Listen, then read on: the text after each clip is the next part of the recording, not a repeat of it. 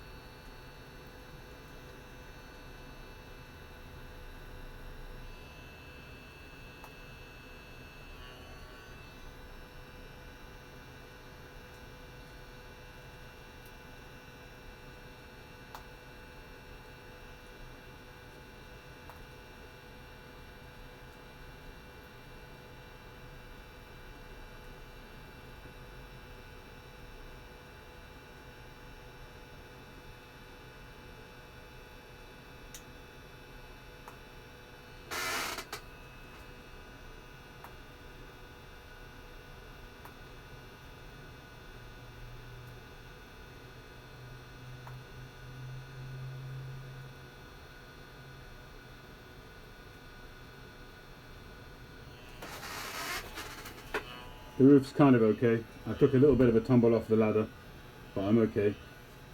Strained my arms a little bit holding the roof up, but hopefully did a bit of stretching, so hopefully we'll be alright. I'm going to proceed because it's 10 to 11 already, so I'm going to get moving. So turn your volume down, people.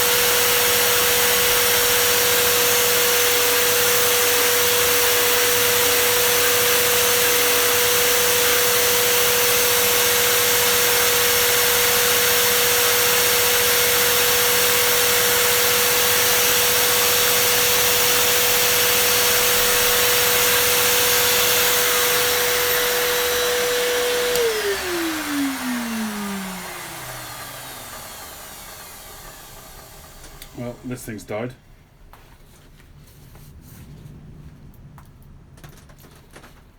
I guess it must be the battery. So we'll have to go back to an old-fashioned mask, which I'm not terribly excited about. But I'll put on a fresh one anyway.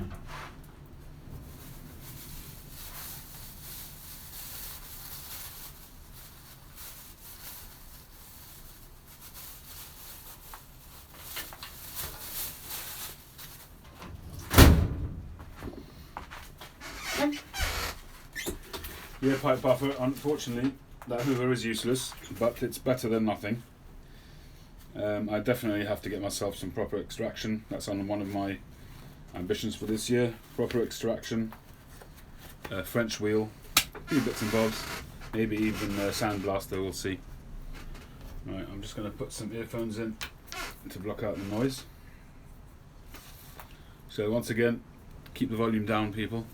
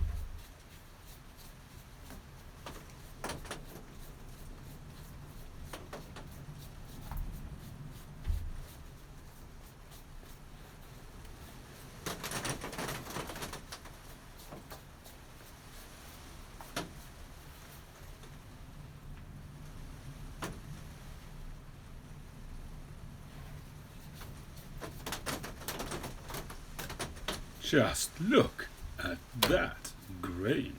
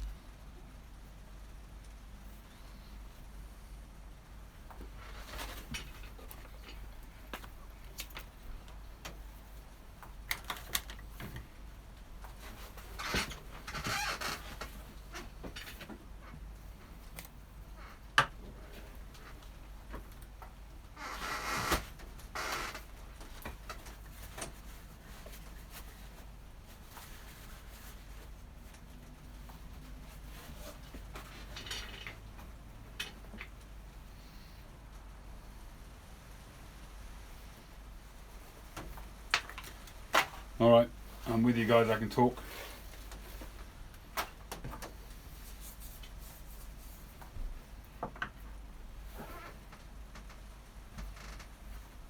I'll try to make sure that the picture's in the right spot. I can't guarantee it.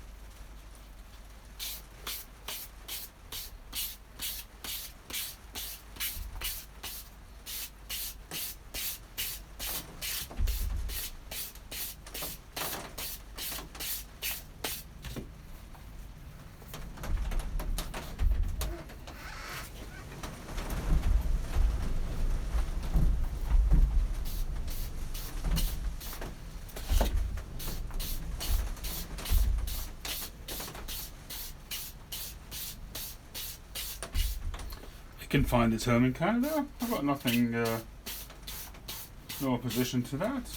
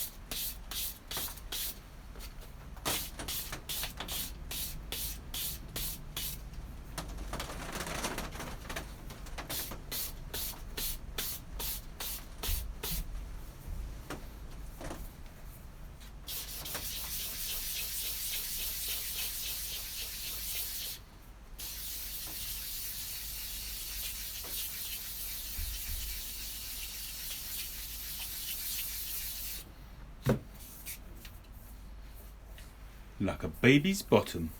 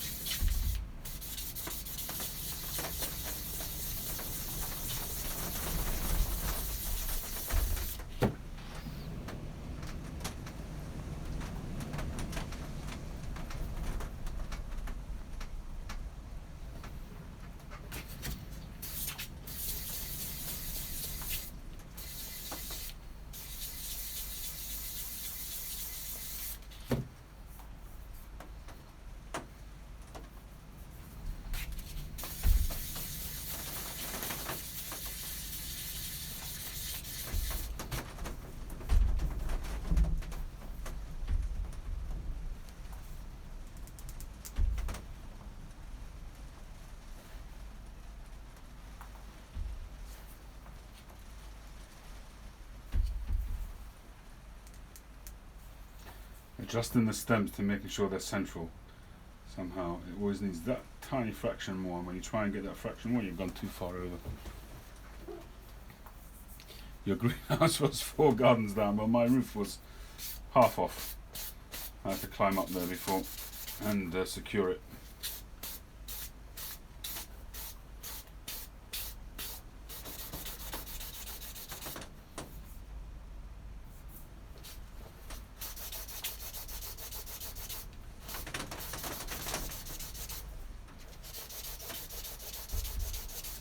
See, at this stage normally I would have taken this to the mop with some Tripoli.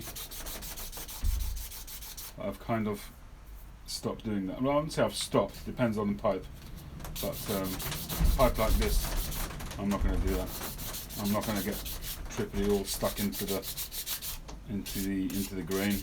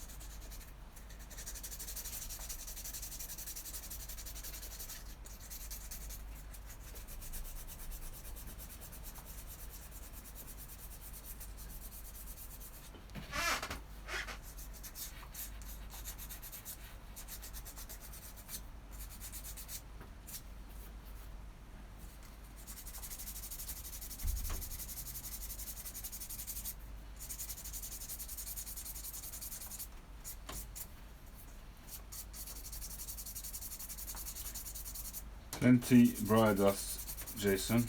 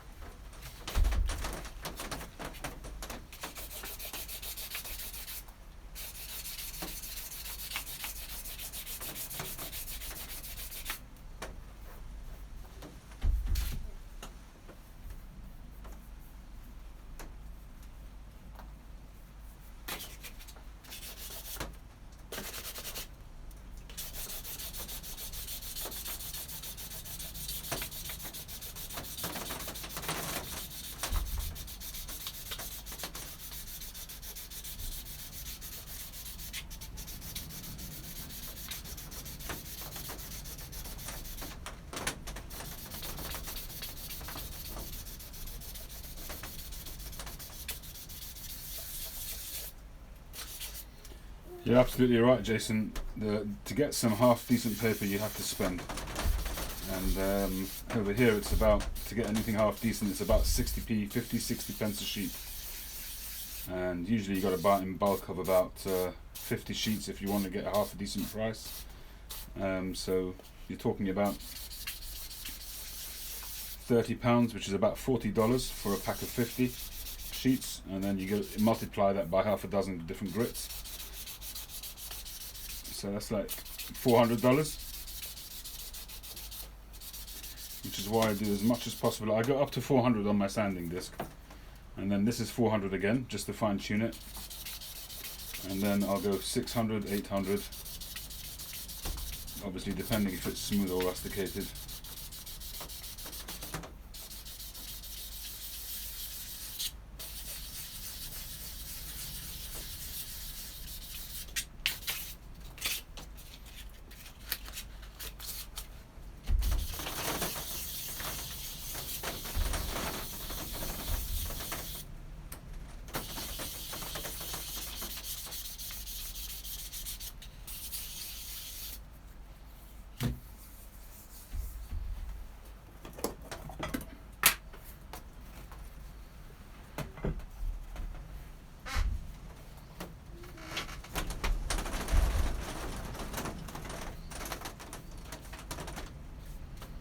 Don't know if you guys can see this.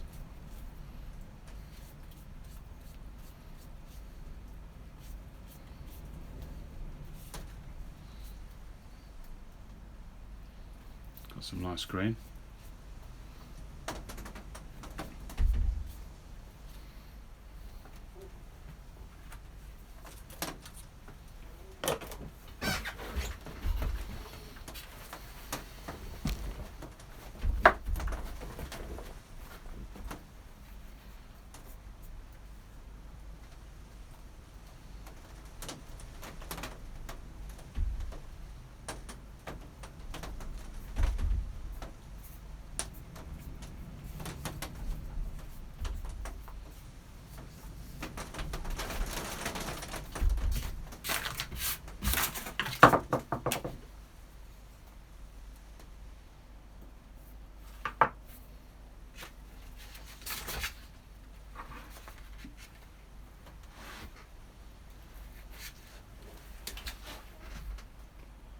That's where I keep my sandpaper, over there, in a little letter sorter. I've got 1, 2, 3, 4, 5, 6. I've got about 6 or 7 different grits.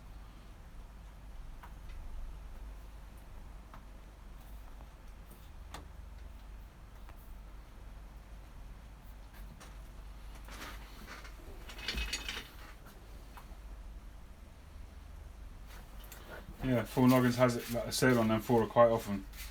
It's really good value for money. I would definitely encourage it out of all of them. I can't tell you about the Burley blend because I'm not a Burley fan, but for me the Virginia is fantastic. I'm not into the full aroma anymore. I used to be. Full aroma is really, could quite easily be a codger blend. You know, it reminds me of velvet and these kind of things.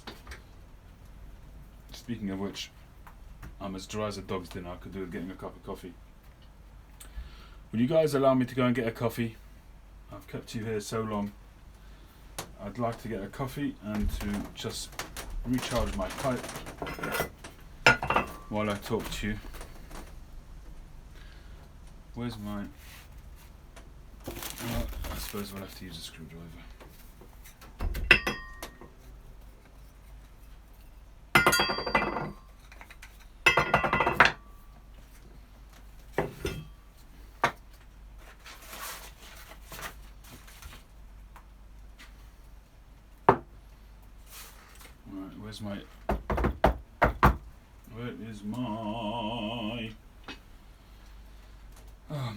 Where is my OGS? Where is my Audit Golden Sliced? Alright guys, I'm going to make a coffee. Yeah, it's cool pipe tool, isn't it? Be back soon.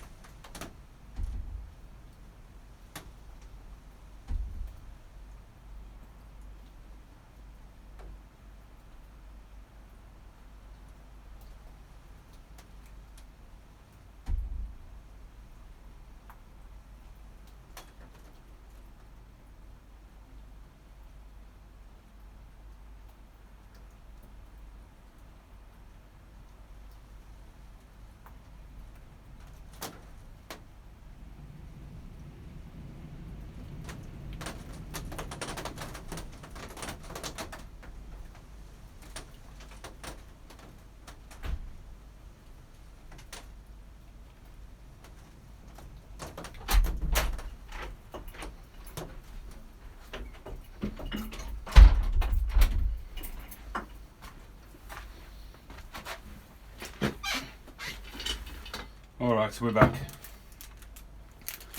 Got some biscuits and some coffee.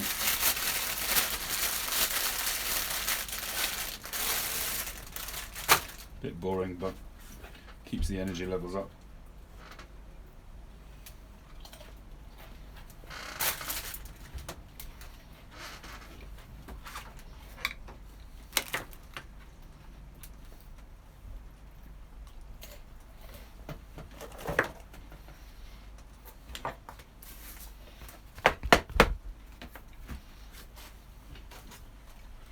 Remember this tin? Opened that years ago. From 2005. Remember when I opened this? I did on one of the Saturday Night Lives. And I went crazy about the smell of it, how it smelt of bananas. Like really ripe bananas. Look how brown that is. Collaus and Cop. Astley's number 2. It's as dry as a dog's dinner now. But still got that great aroma. I've just left it out here. It's been out here probably for a year. And it's still perfectly smokable. There's even a bit of humidity in there. Probably because of the cold. Let's see if it tastes any good.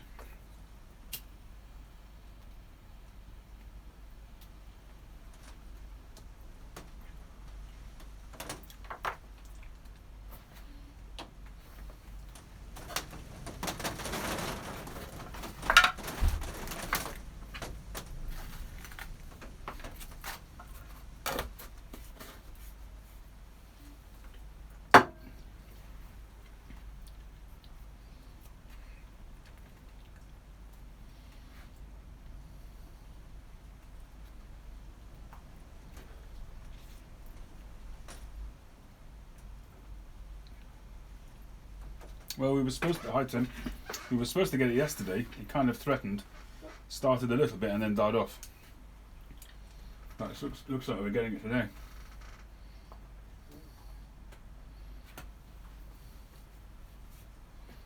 I'm just going to try and find my tamper.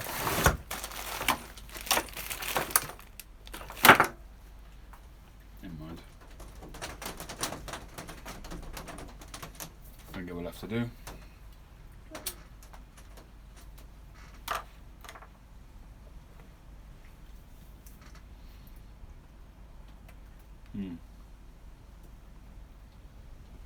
That's good.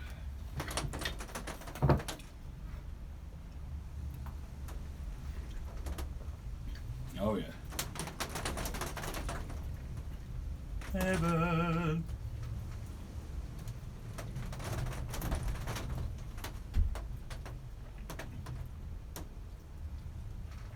Oh man, just what the doctor ordered. Hit the spot right in the bullseye. Oh, that is good. Right. Where did we say we're up to? 600.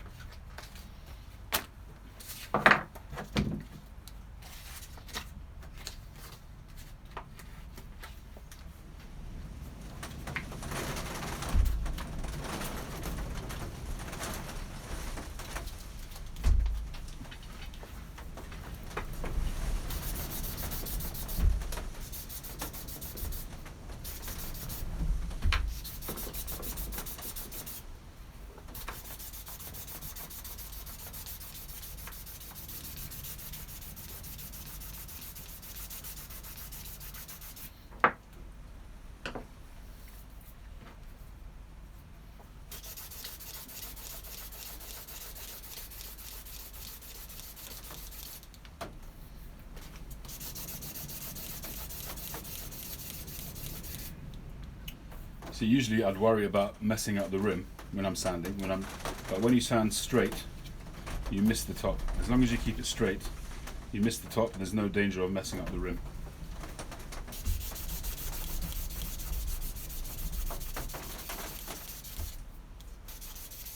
That's one of my biggest fears, is that when I've shaped the top of a pipe on the lathe so it's perfectly round, and then I either catch it on the sanding wheel or I mess it up during sanding.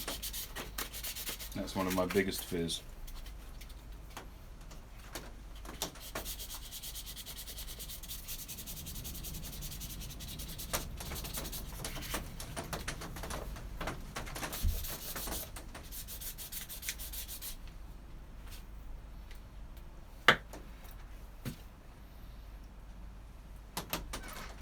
The compartment, this is a leather apron which I had custom made because I'm rather rotund, so I had to have a really big one made. I wanted it to completely cover my sides so that if I came in straight from work, I didn't want to get changed, I wanted to get straight at it. I wanted it to cover my clothes completely and cover my trousers. So what I had to do was to make a reversed patch of leather, so when I'm sanding I can just rub it on there and it just gets rid of the sand, and it refreshes the sandpaper. This is for pens and pencils, whatever, and this one here on this side is these are closed for drill bits and whatnot, and I keep my chuck key in here and stuff like that. And I've got 2 pockets, and I told her to put leather flaps over them so that the dust doesn't get into them. And it's a huge piece of leather, so comfortable, so soft. There's an English a lady who does it. I found her on Instagram. She makes handbags and man bags and everything in between, and she's a real expert craftsperson.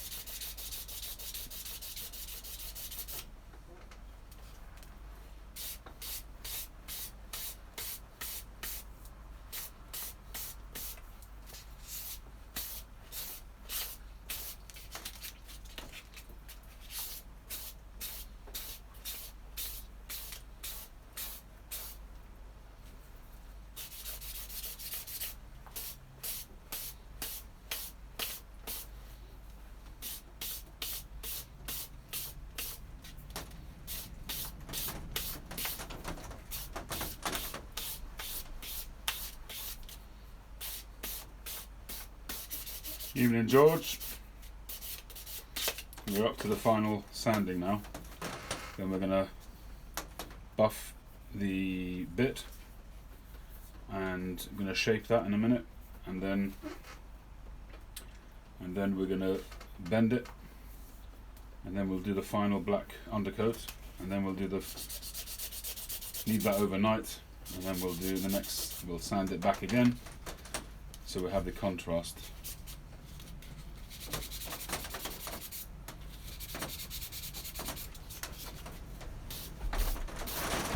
So basically two or three little issues with the briar. We've got one little bit there, a little bit there, and that line which I mentioned earlier on, which you can hardly see. In fact, that's less of a concern than the other two, to be honest.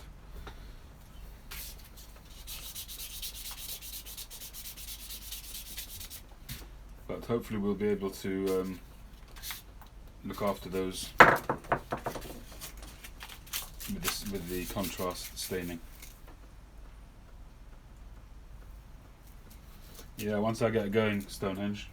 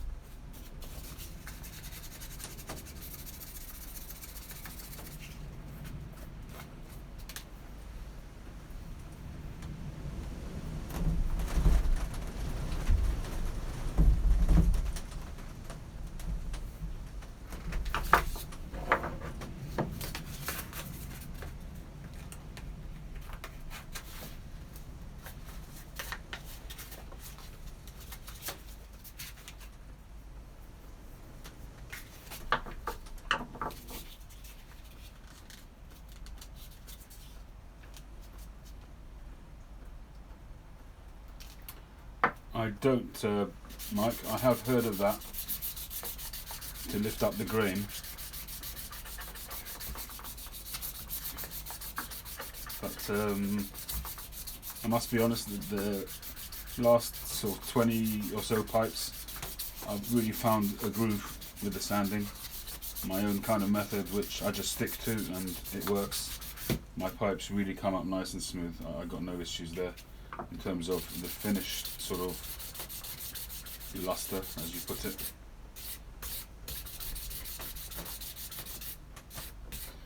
Yeah, well, in terms of the dust, I generally use a brush and sometimes a vacuum cleaner. But yeah, I mean, perhaps I should do the alcohol. It's always stuff to learn, isn't it?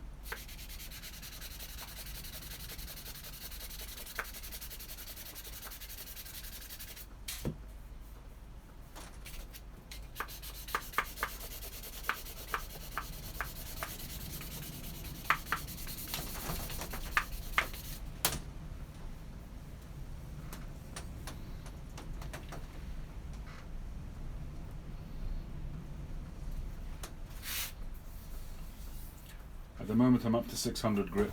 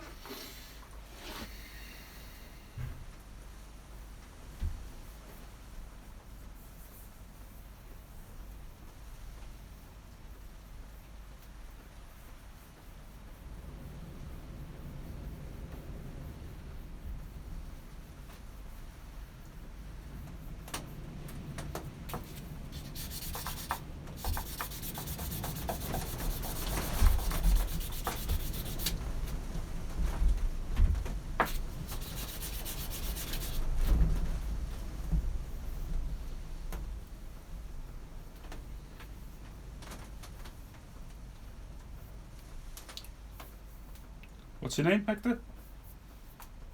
Who are you?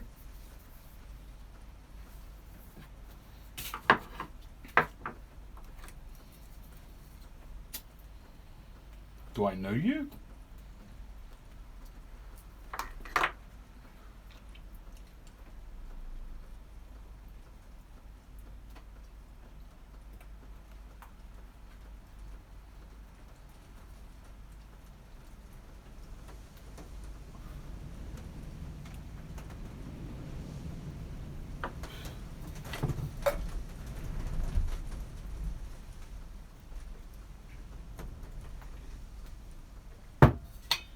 Oh yeah, that's good.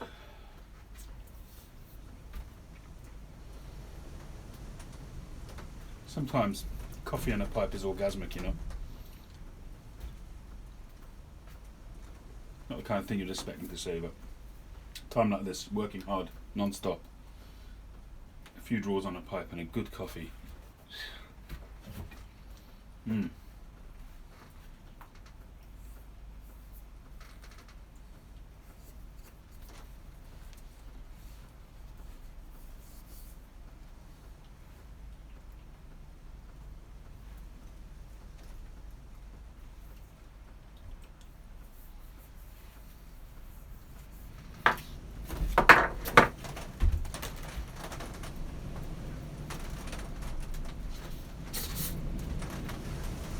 That'll do, Jimmy, that'll do. I know I started it.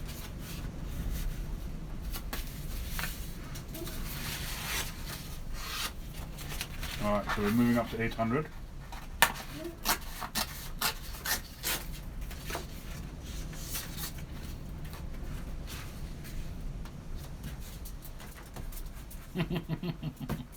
Chad. You little devil, you. You're a little devil, to be sure.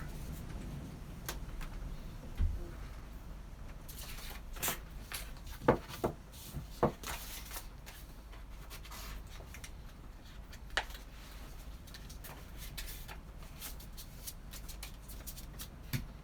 right. 800. Here we go.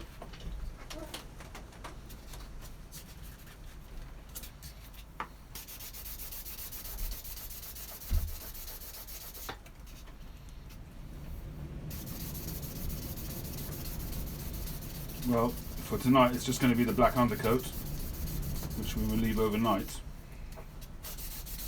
and we'll be back tomorrow. So if you guys want to see the culmination, then you'll have to get back on again tomorrow.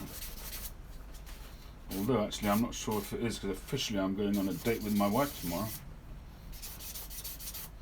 Supposed to be going to town tomorrow. I didn't go to the Pipe Club of London because that was tonight, because I had an engagement party which I was booked for at the last minute.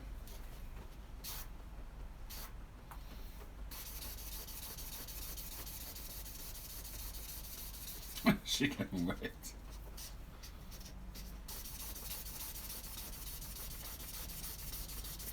You mean my coffee and pipe will sort me out well enough?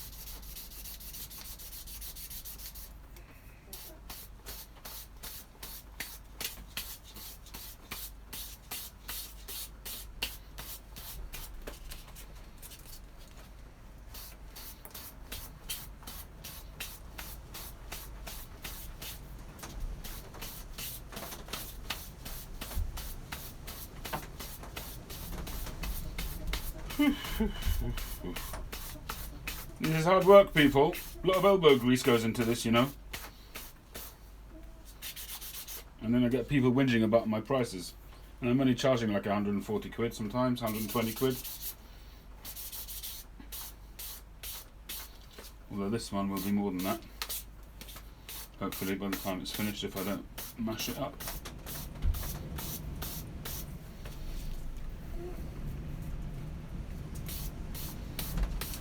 You know what, Puffer? A bit of both. You know, sometimes it's difficult to just keep doing the same thing the whole time. So it's nice to be able to do the photography and then to do the pipes. You know, I know that I'm in a luxurious position. I mean, I do other stuff as well. It's not just the photography and the pipe stuff. The pipes is actually number 3 in order of priority in terms of the things that I do. But in terms of the things that I enjoy, I'd imagine that the pipe's at number 1.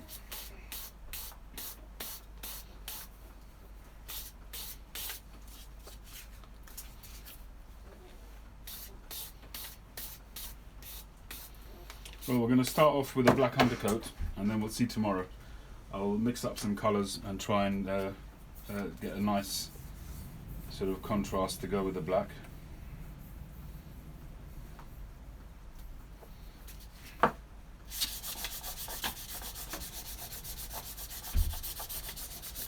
But I'm not sure if it will be tomorrow or the day after.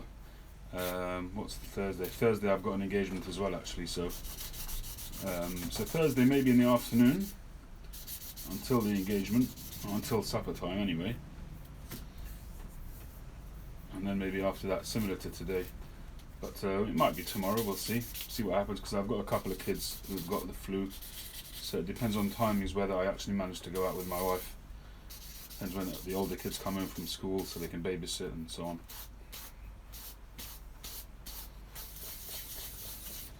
So it's a bit fluid at the moment, but we shall see.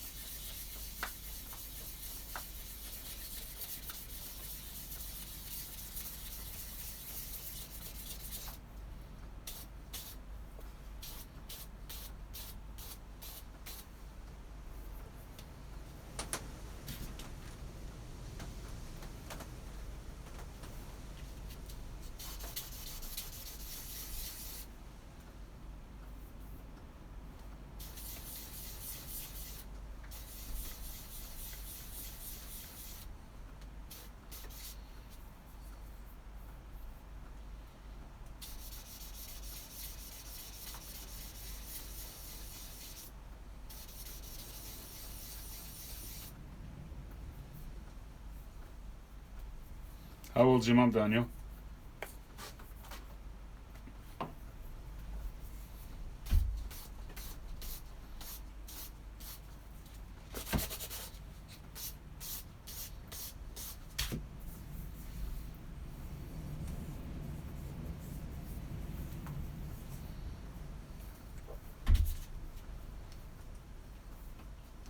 "65. She's young. That's tough.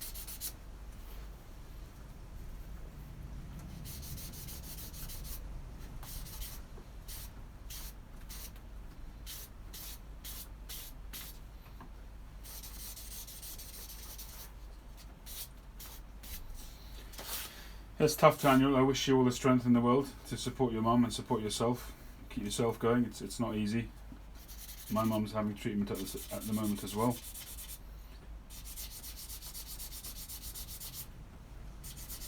And it's not easy. It's not easy.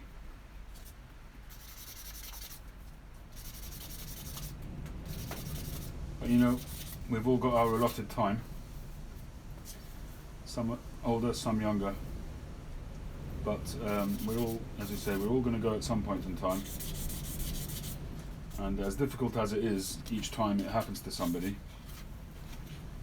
you know, it's put it this way: if each person would know the day of their passing in advance, the age wouldn't really matter. Obviously, when it came nearer to the time, it would be a difficult time, and that's why we don't know when we're going to die, because it would be really hard to, almost impossible to deal with. But the fact of the matter is that we all do die, and if we view it in a way whereby, you know, it's a bit like snakes and ladders. You know, there's ups and downs. Some people live longer, some people live less, but you know, we all have our particular journey in life. We all have the things that we need to achieve in our lives, and even though we don't know what they are in advance, we do our best to achieve them. Some of us achieve them in quicker time and some in longer times. Some of us, you know, the main thing is that we do our best, and hopefully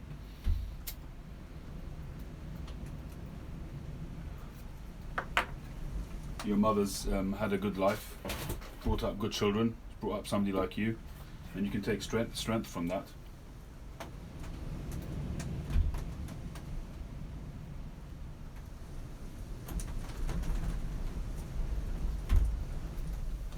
"24 treatments, wow.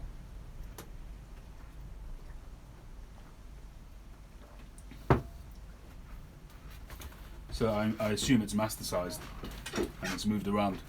Otherwise, if it was just in the breast, they would have removed it, I guess.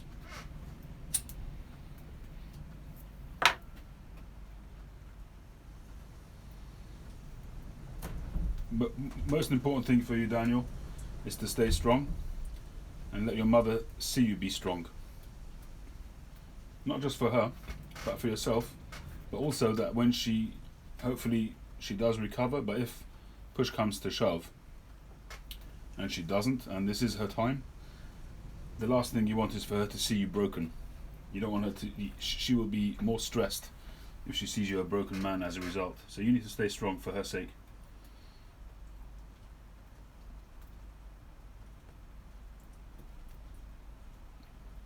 You're an only son. That's hard. Even more important for you to stay strong. When you're at home and away from her, then you know you can take comfort from the people around you. But when you're with your mum, you've got to be strong for her. And then afterwards you'll take strength from that.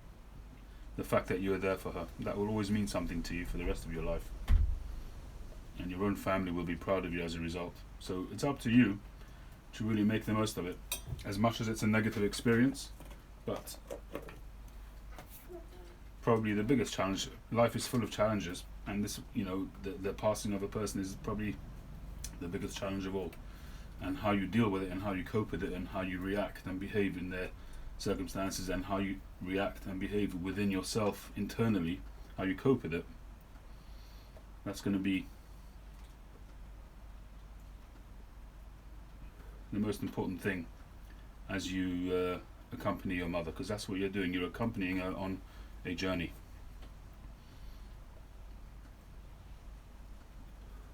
And whatever you can do to be strong will give her strength. And you know, you can call it a miracle, you can call it whatever you want. I've heard some unbelievable stories. We've all heard stories where people have been told that they're stage 4 terminal and have recovered. I'm not saying that's going to happen here. I wish it did. Of course, we all pray for that. But you never give up. Certainly in my religion, there's no such thing as giving up. And that's why we do not allow the concept of turning off a life support machine, ever. Because you never know. You just never know. I'm not saying you should rely on a miracle, but still, never give up.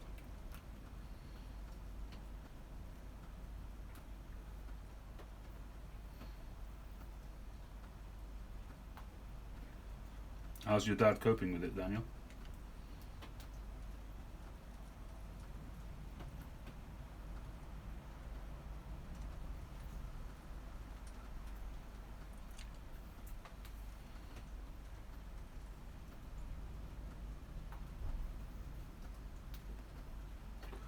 Well, Jordan, that was another point that I should mention, is that families that stick with people who are in hospital through thick and thin, 24/7, like you say, maybe the odd hour here or there, but number one, those people have the best chance of surviving, and number two, those people will be at some kind of peace. It's impossible to imagine what it must be like for people to be at their final moments on their own, how terrifying that must be.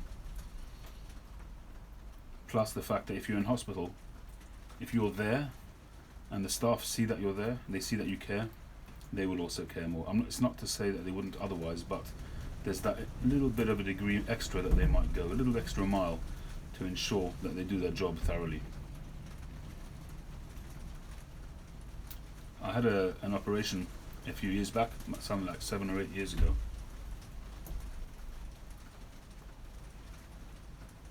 And my doctor told me that as soon as I can after the operation is to get up and walk around. That's going to lead to your quickest recovery. So I listened. As soon as I was able to, I got out of bed and I would take my drip with me on the wheels, and I would just walk around the wards. I tell you something, it's unbelievable when you walk around the hospital. The good that you can do, even from your own sick bed, is just unbelievable.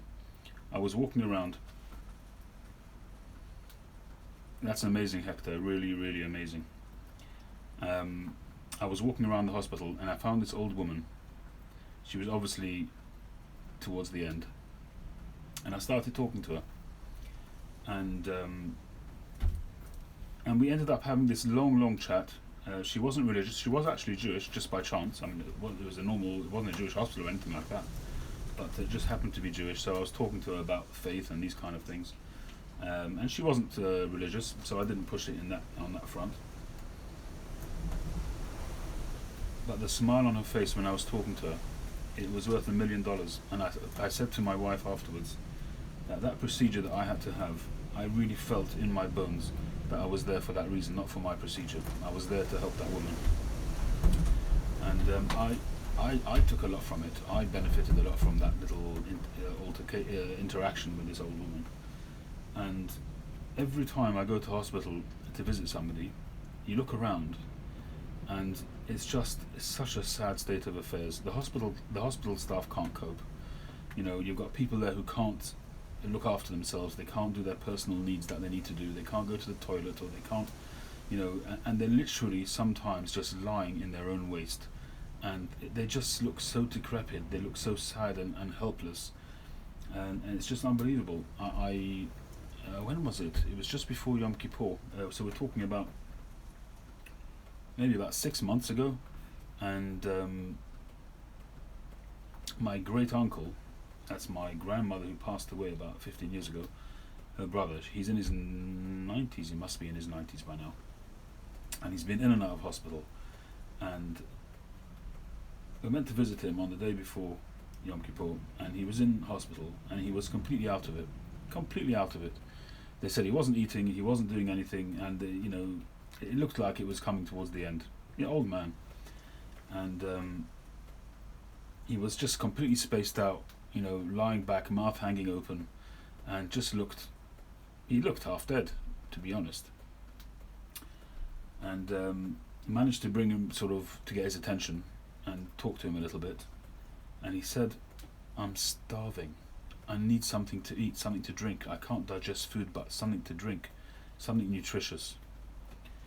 And I was flabbergasted. I phoned up my wife. It was just before Yom Kippur, so we were having a kind of a festive meal before the fast. And I told her to prepare some chicken soup in a flask. I quickly drove back home, and this is like literally a couple of hours before Yom Kippur, which is a dodgy thing to do because it's like the Sabbath and you can't drive. Anyway, I went home. The truth of the matter is I would be allowed to drive if it was a matter of life-saving. Went back home, got the soup in a flask, and he gave him the soup, and he said that he would have it. I had to quickly rush back home, and I came back straight after Yom Kippur had finished, and he was a different person. He said he had the soup. The man was up. He was having a chat with the guy in the bed next to him, and he was completely full of energy, and he was a different man. And a couple of days later, I went back to the hospital and took him home. Over 90-year-old. It just shows you, you know, if nobody's there, if people don't care, if the hospital don't see that somebody's there, you know, people's chances of survival are so much lower. When my mum's been in and out of hospital, she's there, she's accompanied all the time, 24/7. I've slept in the chair overnight. My sister slept in the chair overnight. She's basically not left, and that's how it is. That's what you got to do, and the hospital respect that as well.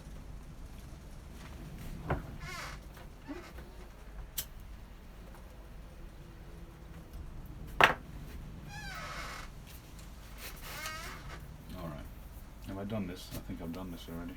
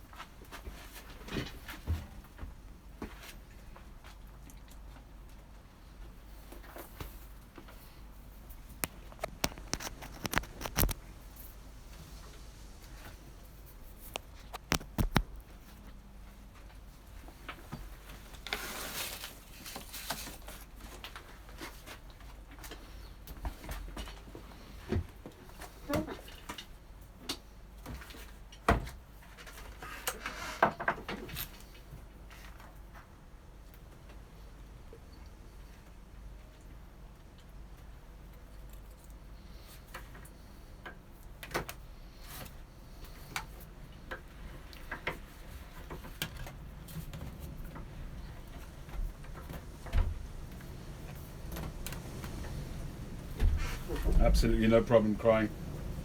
Just make sure that you're crying with the person and not that they see you crying for yourself. That's the important thing.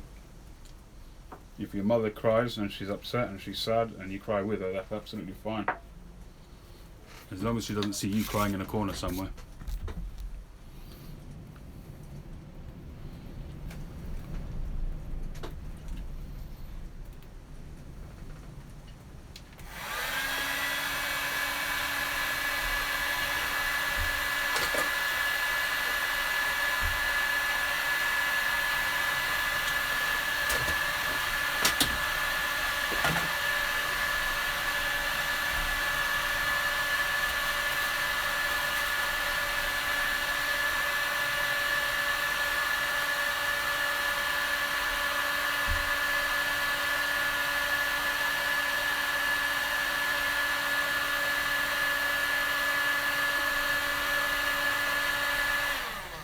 Right, I just realised I haven't done the bit yet.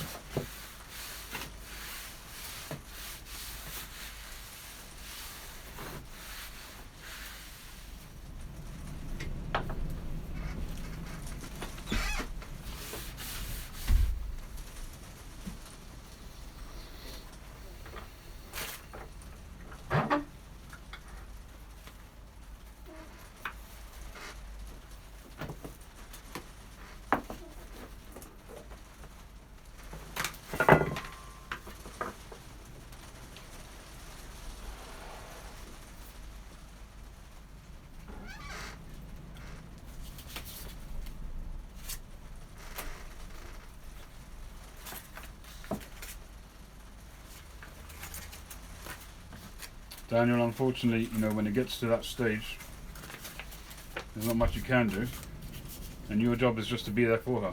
That's it. There's no more. You can't do anything else. That is what you are there for, is to be there for her.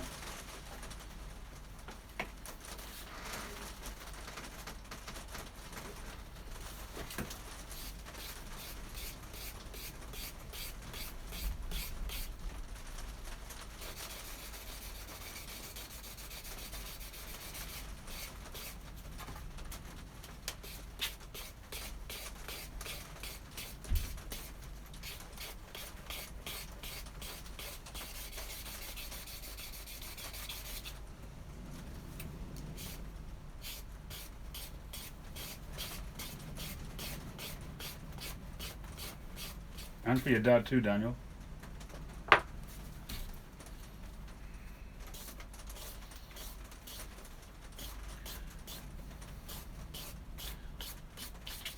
Daniel, do you have any kids?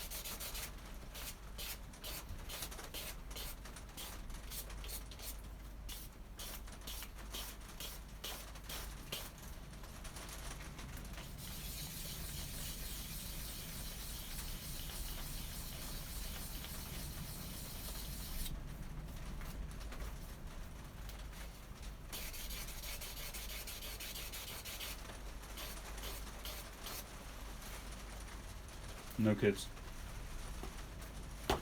Well, all I can say is that, for most people, their parents die before their children. And for the rest of your life, you'll be able to look back on this chapter with pride if you are there for your mother. If you break down and obviously there's no harm in you getting support if you need it as well. But if you sort of collapse later on, you'll kind of feel bad that you weren't there for her. And I know what I'm saying is a little bit tough, but it's what your mum needs. Your mum needs you to be a rock.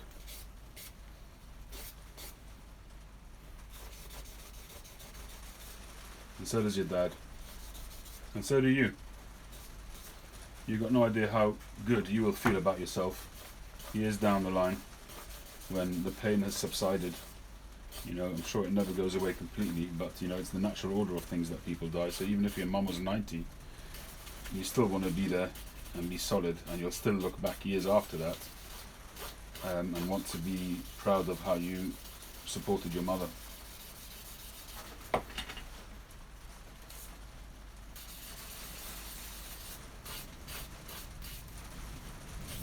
And that will give you pride, that will make you feel a better person. You'll always have that in the bank. You'll always have that for yourself when any time in life when you've got a challenge, any time in life you're feeling down about yourself, or things aren't going as smoothly as you'd like, maybe the job's not going so well, or maybe this or that or the other's not going so well, you'll always have that to look back on and say, I'm a man, I'm a good son, I'm a good human being, because I looked after my mum and I looked after my dad. No child can have any better aspiration than to be a good child.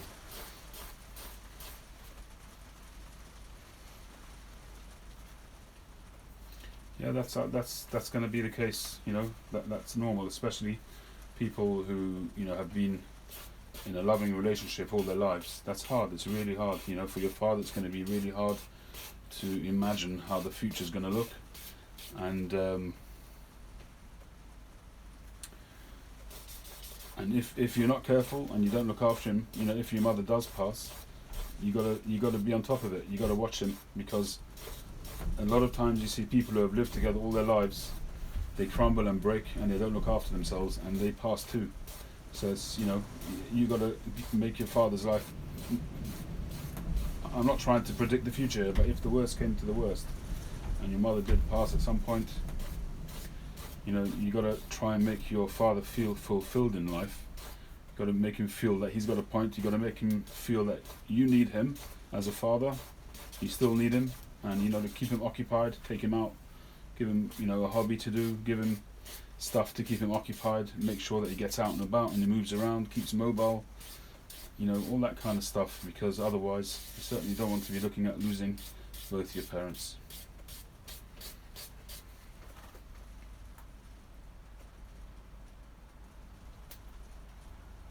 What hole are you talking about, Jordan? I got no hole here. Not sure what you're on about. The bit is fine.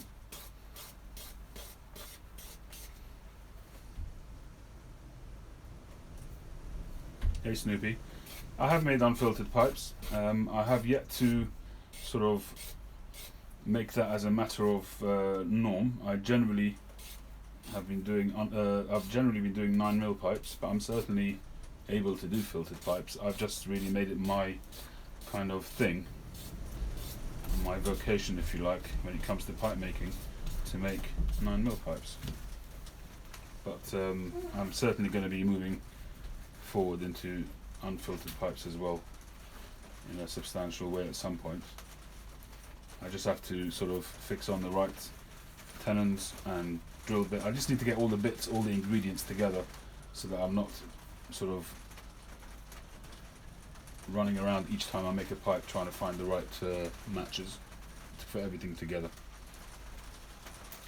Yeah, no, it's not something I'm going to rush into. I'm still learning and honing my skills at things that I'm doing. So.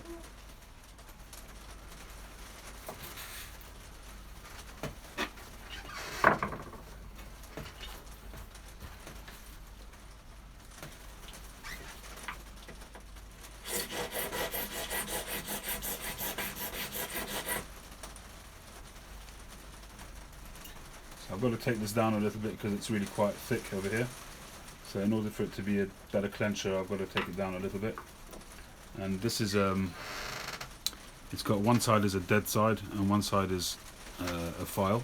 So that if I want to file this down, I use the dead side against the bit, the bit there, so I'm not filing down the bit and just filing down there. So that side is dead.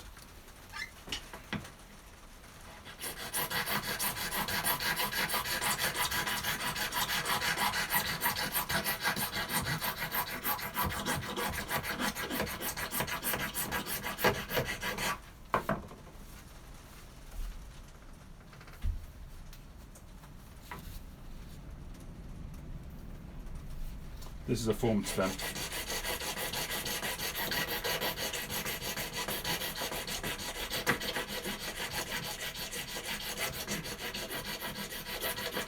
All the crucial bits to do with the comfort I do myself.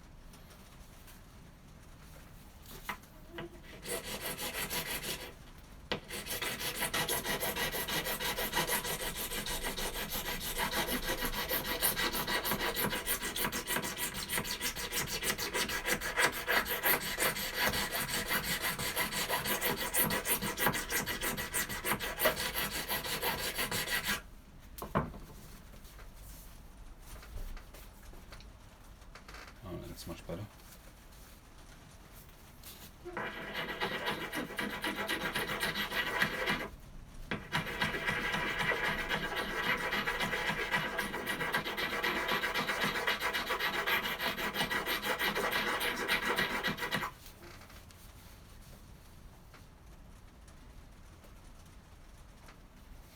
I don't know, Paul, if you can go to what's the coldest I've experienced in London? I don't know. Don't remember.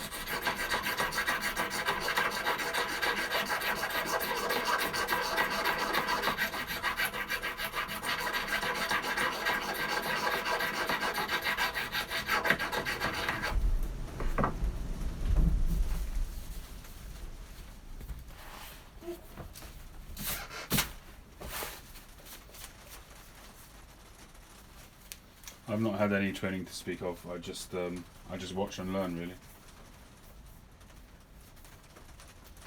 Watch and learn and try it myself. And it's trial and error, really. What am I wanting now? We get a bit of 320.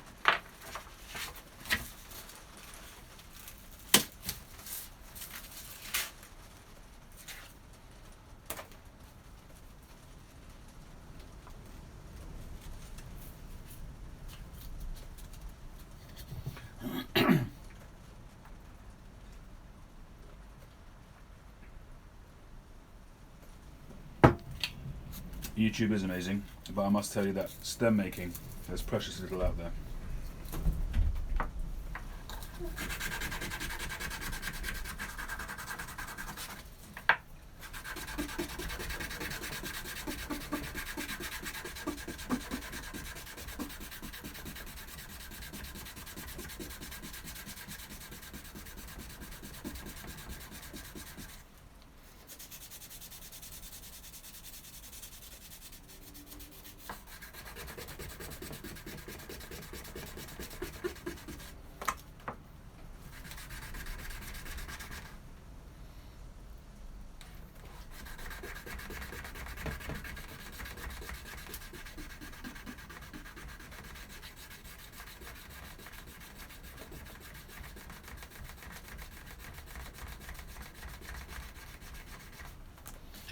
This is the hardest bit, is the elbow grease doing this stuff.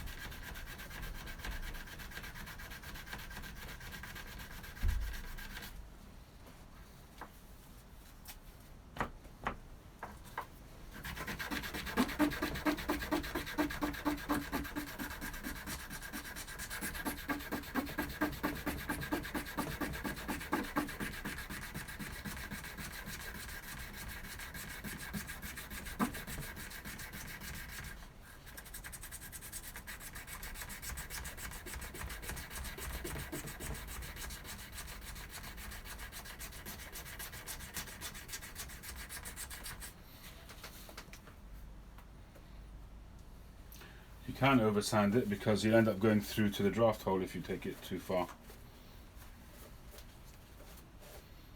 In fact, I think I'm really close to it over there.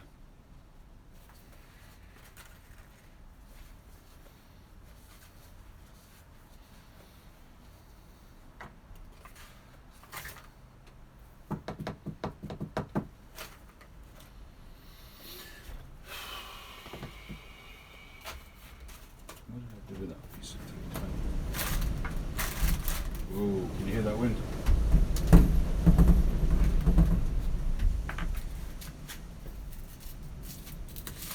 That's my roof wobbling.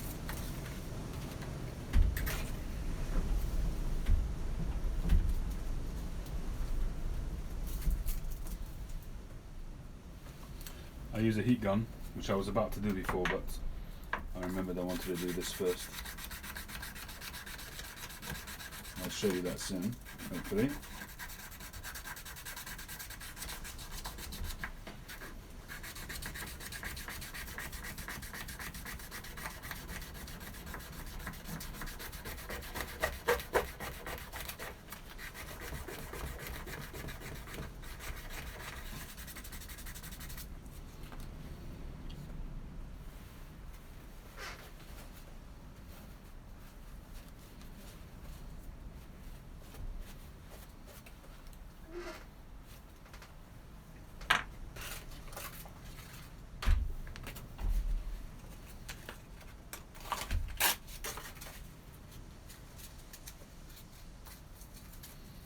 Right, we're going up to 400.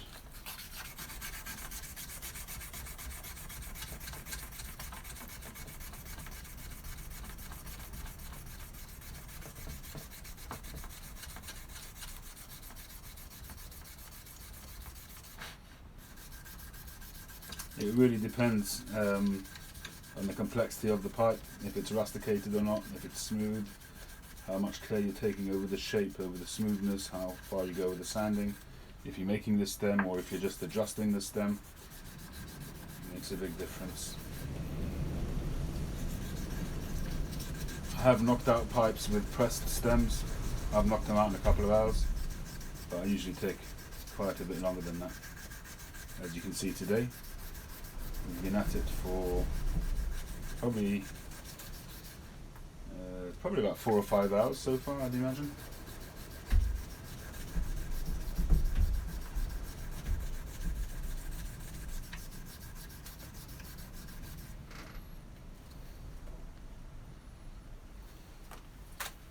The hardest part of making a pipe, staying focused all the time. That's really the truth of it. Physically, it's just getting used to it. You know, it's when you, for instance, this I do find the hardest. I don't know the hardest, but I find it really. I do find making stems to be a challenge. But you know, when you're sanding at the wheel, for instance, like as I was earlier on, you kind of get into almost into a trance, and you just get into your groove, and you just keep going, and you know the shape that you're trying to achieve, and you just kind of keep feeding it around, keep turning it, keep getting it, and keep checking, keep turning, keep checking, keep turning, and you just get into that groove, and you know, you kind of almost, you can enjoy that, you can almost relax, but at the same time you can't relax, you have to focus, you got to make sure that you're concentrating all the time, but you do get into some kind of an autopilot kind of thing. And the comments, yes Josh. Alright, next stage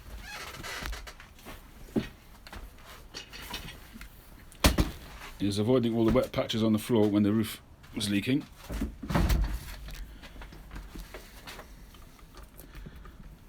And we'll raise you guys up. We raise you up to my lathe. Raise you up. Oh dear me.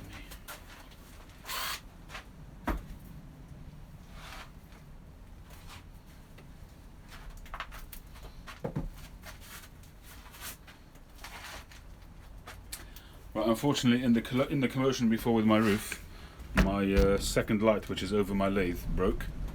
So a little bit dark. So I brought out a lamp, but I really do need to invest in some proper workbench lamps. I haven't got a single one. That's something I do need to do.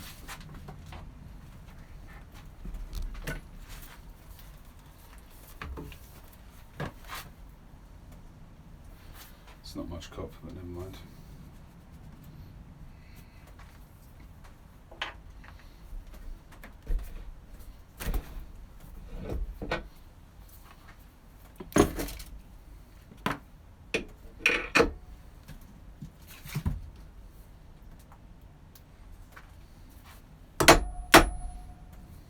Hammer.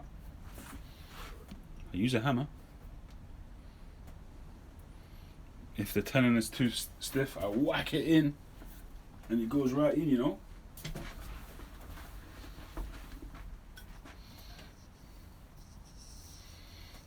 Too many cables around here. Okay.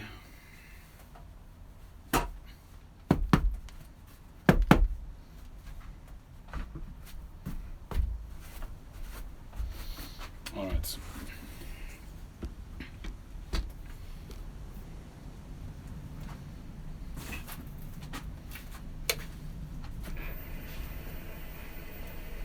I'm just warning you that this does fly around a bit. So definitely putting my mask on.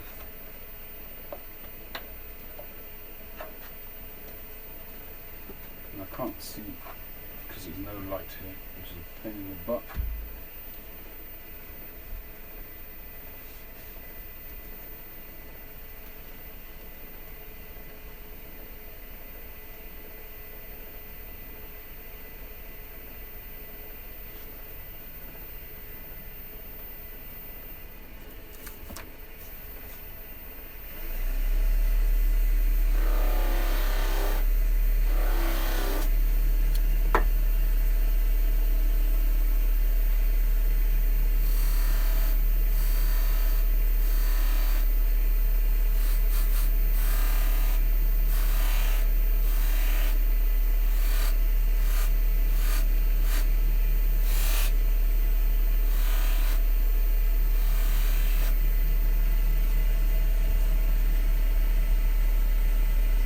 can see that that's shining up nicely.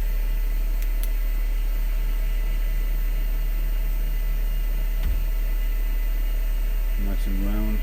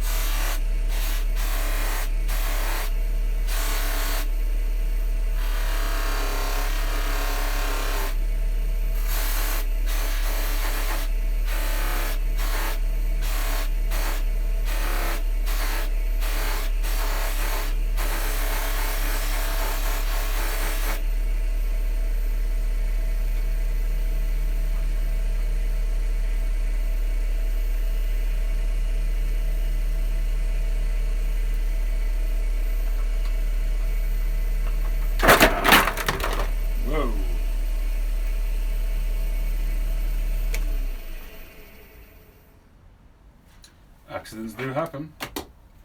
Gotta be careful.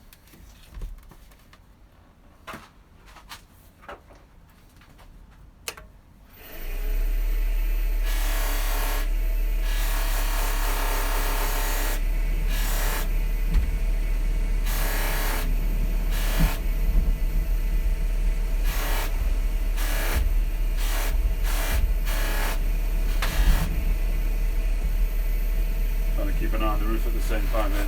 Wind is blowing something on it.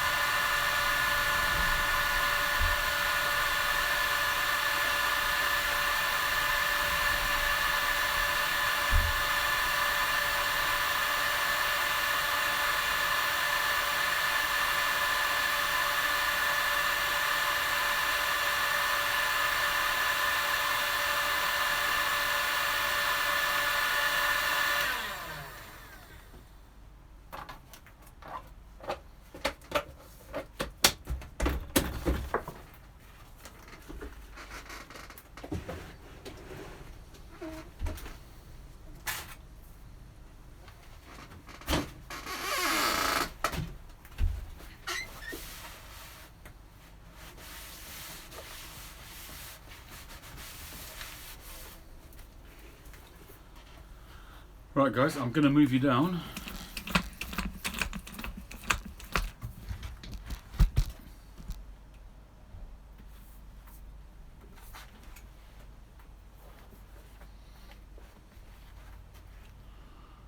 So there it is at the moment. Just get my gloves off.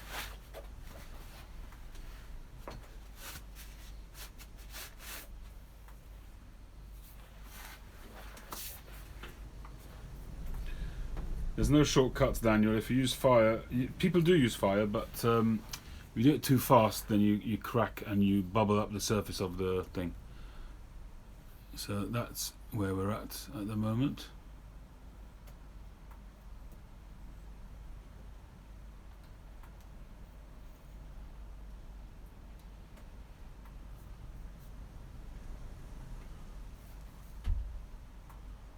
Dusty. So a nice, comfortable round button.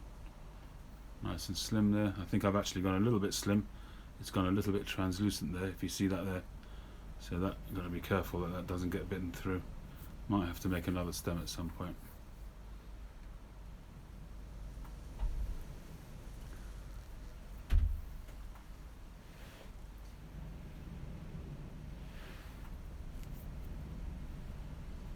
So you can see the bird's eye there, and that should come up amazing with a contrast stain.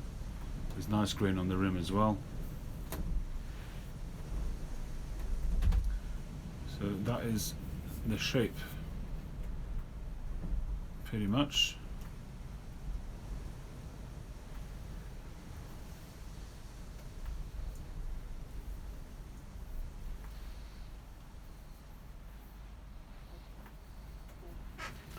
So I'm going to give it the undercoat.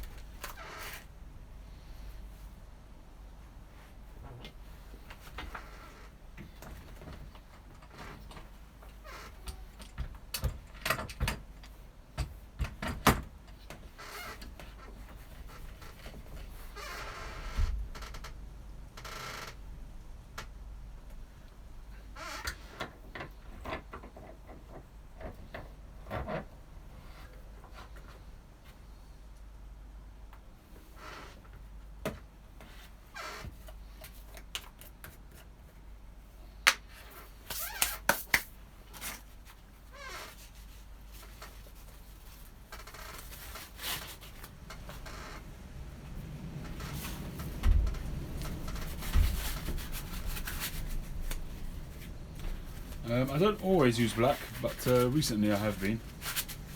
It gets sanded back anyway, so.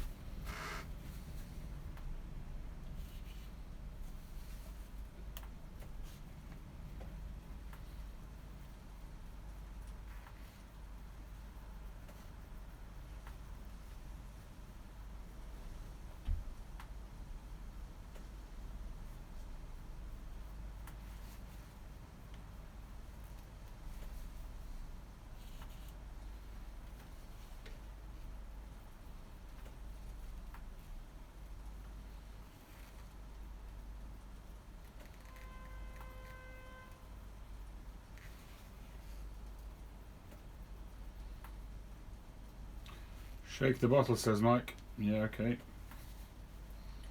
We'll do that on the next dip.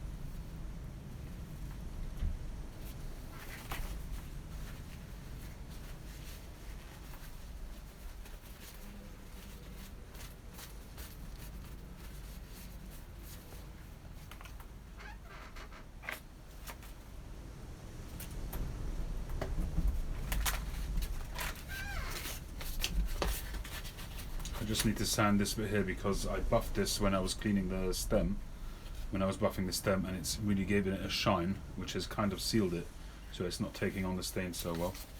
So I just need to sand that a bit.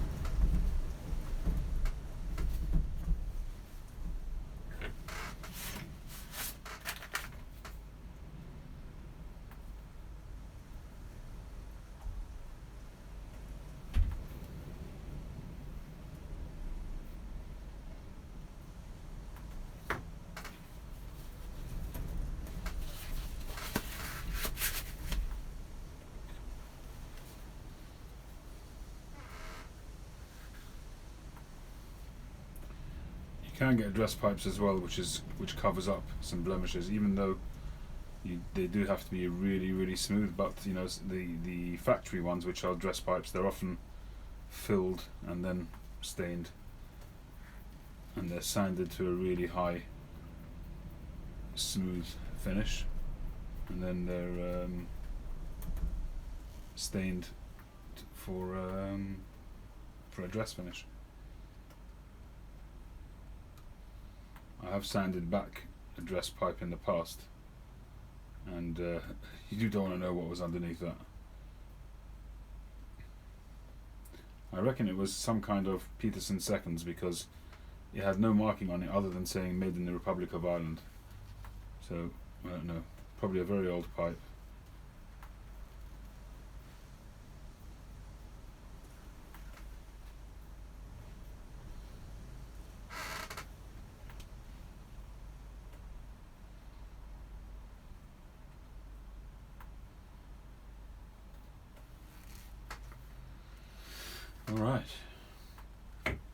Right, that's going to stay there overnight. And let me just move you guys onto the table.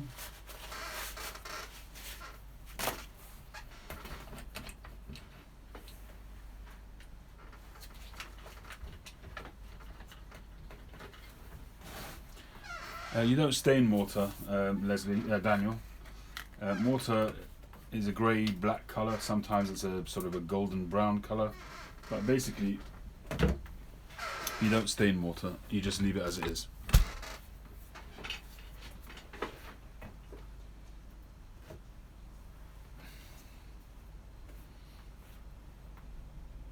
Right. Okay. Well, this stem.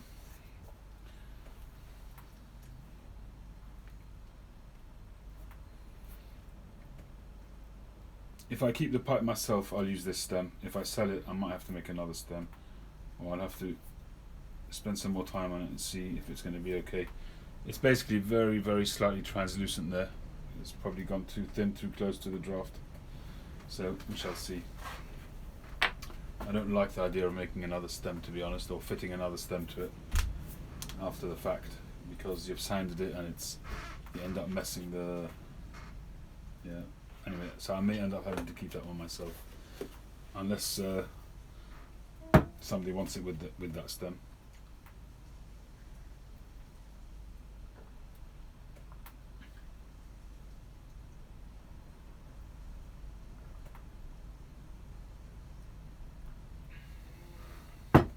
It is. It's right under the button, so it might be okay. I mean, it feels okay. I mean, I've tested it and it's really comfortable.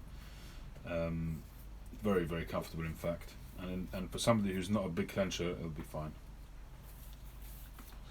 I may well continue sanding this just to get a nicer finish. I mean, it's really nice and shiny, but there's, you do get these really fine, thin scratches, and it does sort of lift a little bit when you heat it up, so it does need sanding again after you've after you've shaped it.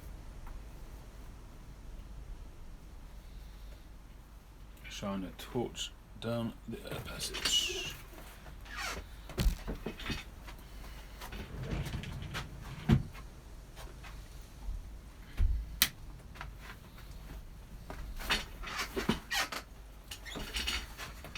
Right, first things first, let's light up my pipe and let me move you guys to the table. Hang on, sorry. It's going to go dark for a minute. It's gonna go dark.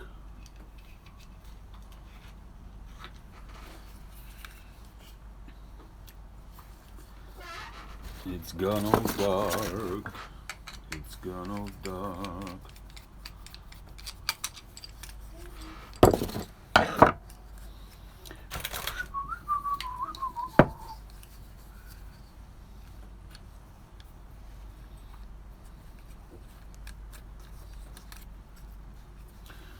Alright, back on the table tripod. There we go, nice and comfortable, all of you. Nice and steady.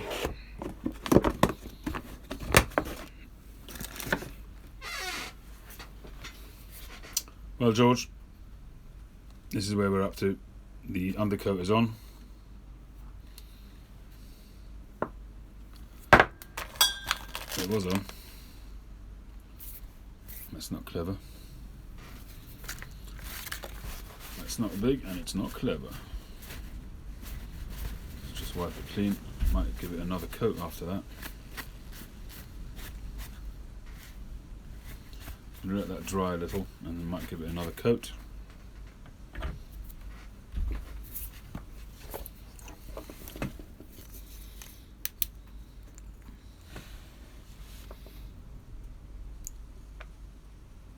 Yeah.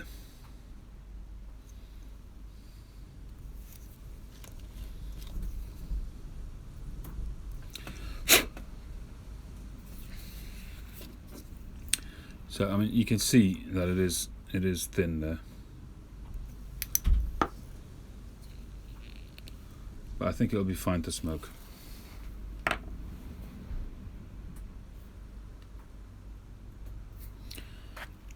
When I first started, I used softy bits, Daniel, but now I can't abide them.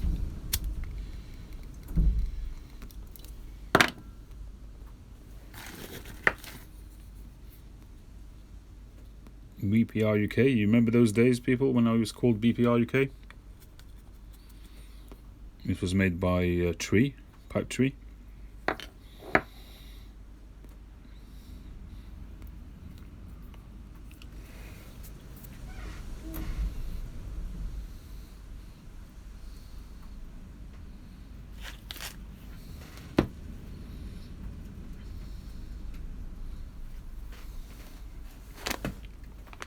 You want to make your butt more comfortable?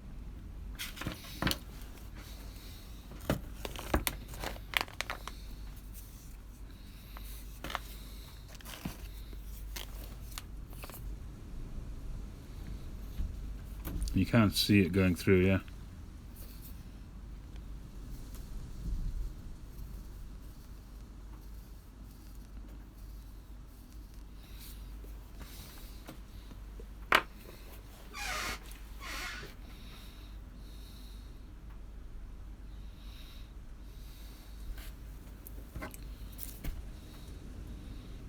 That's not a problem if you can see it. I would have thought the opposite. If you can see it, then it means it's too thin, no?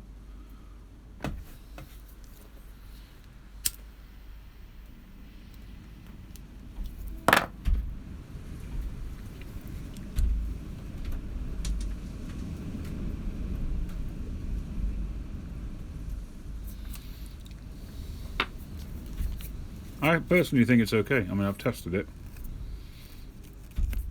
It feels okay to me, but I still need to sand it a bit more, and I'm a bit nervous that I'll go too far. I've left it because of that, and it's a little bit grubby. It's not something that I'd feel comfortable selling on, which is a bit of an issue. I really don't want to make another stem.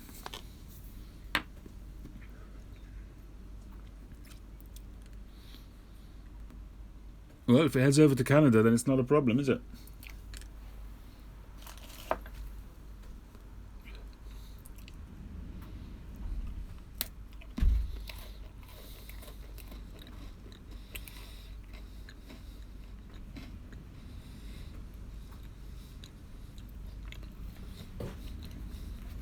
Try Briarville Rick, Ken.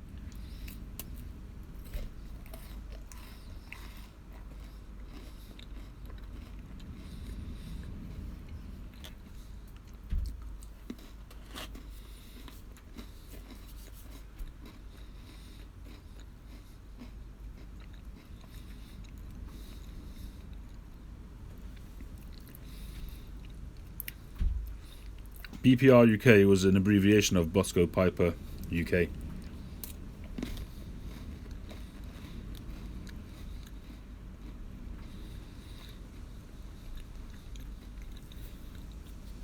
I assume you've heard the story of where Bosco comes from.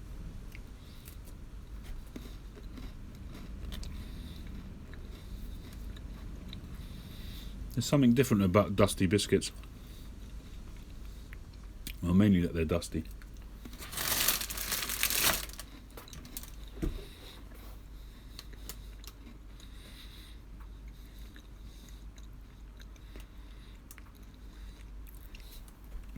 You got it, Mike's there, Phil, doing Briarville Rick. But Mike will know more people than I will in the States.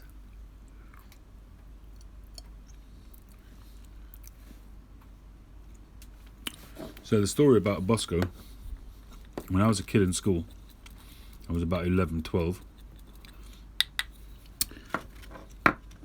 I was Dusty Biscuit. I was about 11, 12. And I used to read a comic called the Victor comic, which was mainly... No, actually, it was Roy of the Rovers, I think. Anyway, it was one of the comics, one of the regular sort of items in that comic was Roy of the Rovers, a football star, football player. And the manager of that football team, his name was Victor Boscovich.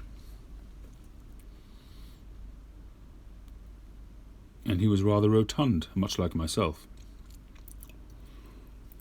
So I was quite large in school as well. So one of the guys in a class above me, in a year above me, used to call me Bosco, because everybody used to read that comic. And I guess he thought I looked like him, so he called me Bosco for short. And that's where I took it from. I can't remember at the time if I felt put upon or bullied, or if I was proud of it. I don't remember. But I'm certainly not bothered about it now, hence using the moniker.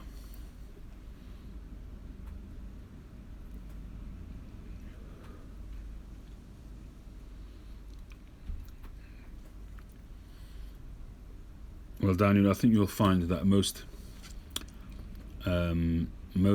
artisan carvers, at least Danish ones, use ebonite, and English ones would use ebonite. American carvers do tend to use a lot of acrylic, but even somebody like Jeff Graysick and some of the Americans will use a lot of ebonite. Anything which is fashioned and shaped will be ebonite. You know, the ones which have got these beautiful stems, the handmade stems. 99% of the high graders will be ebonite.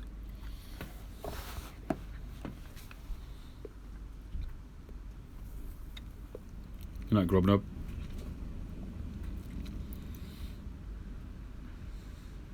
But you know, I always used to say that I prefer brindle and ebonite, but I've learnt to get used to acrylic.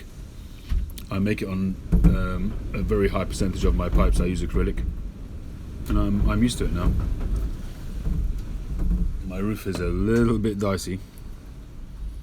It's really windy out there, and so I've left a little bit of play in the roof so that the wind should be able to travel beneath it. Otherwise, it'll just get ripped off. A Mars bar and batter fried. That's a Scottish thing, isn't it? I haven't had that.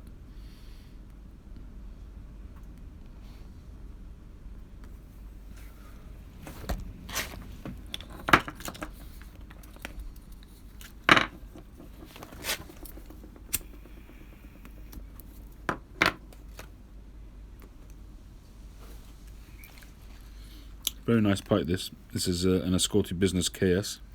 Really nice rustication. It looks like it's a sea rock, but then it's been gone over with, possibly with a mop, to round it off a little bit, to smooth it off the edges. Some nice bird's eye there.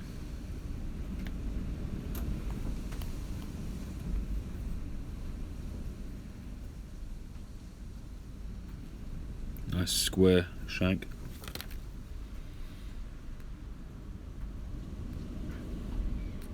London Calling is simply because I'm in London, and because it was a live, I use it on the lives, and it just seemed to have a ring to it.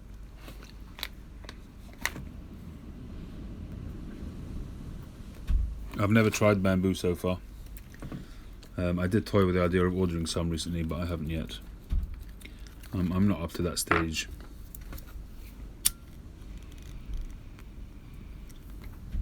I think with bamboos you have to use stainless steel inserts, tubing to support it, and that's just a different level for me. Not up to that yet.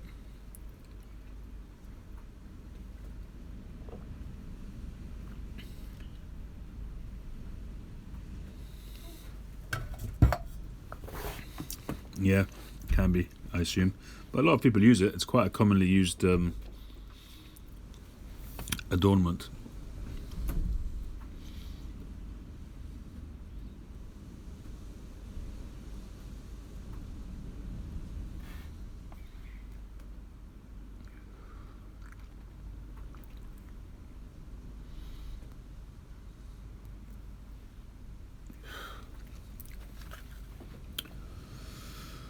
Alright people, Daniel, I wish you well, and your mum. Look after her, look after yourself, look after your dad. Pearwood, no, I've never tried pearwood. I haven't smoked olive wood either.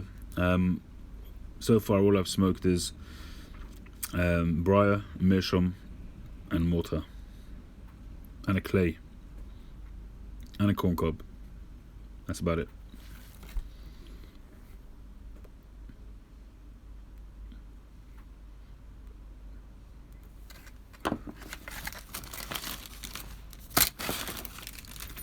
I did buy a bunch of rings.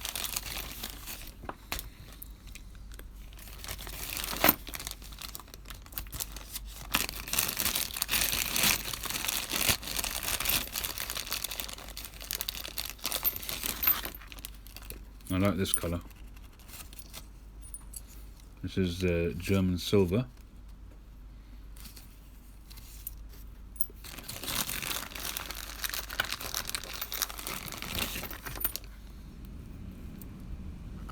Copper, brass and silver, different sizes.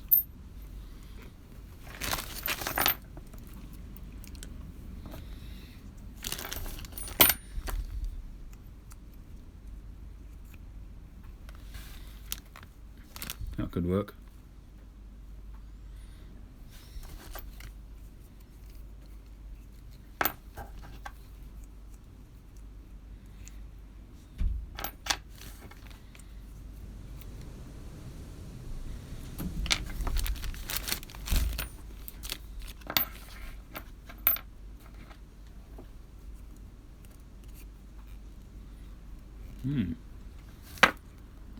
That's almost a perfect fit.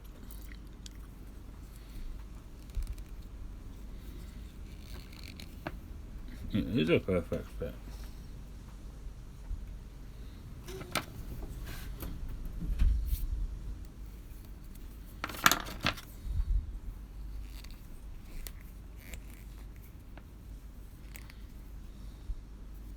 Look at that. That's a dress pipe, isn't it? Nice silver band.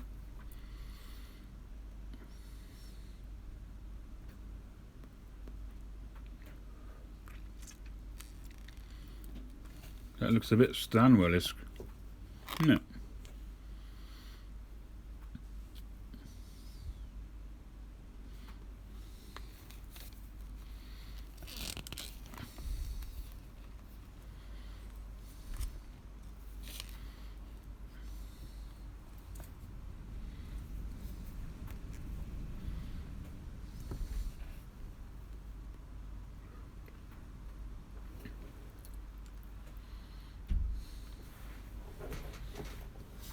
It really does look Stanwell-y, doesn't it?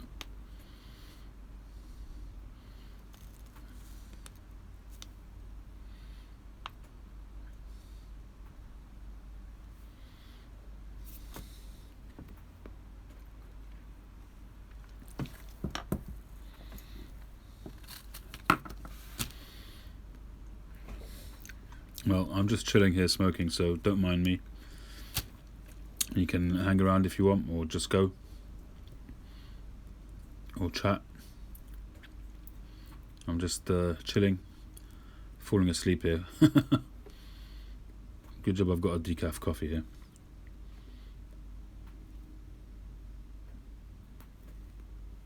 Stanwellian indeed.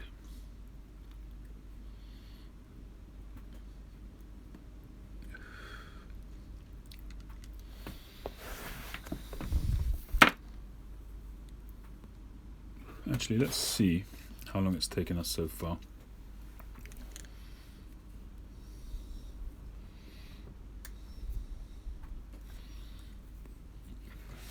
I don't know why 3 is still showing as live. And part 1, I'll have to turn them off on the desktop.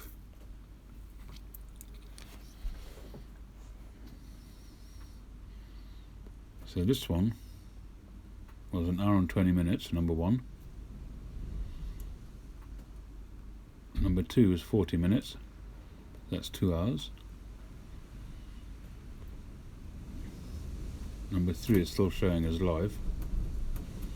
I don't know how long that one was.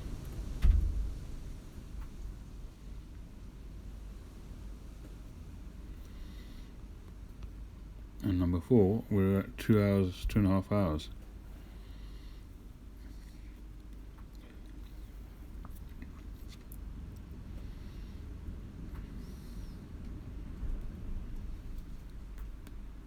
Cheers, Jordan. Have a good one.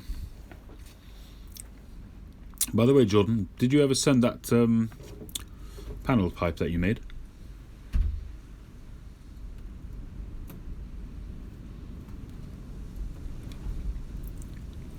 Not that you had to or anything, just asking.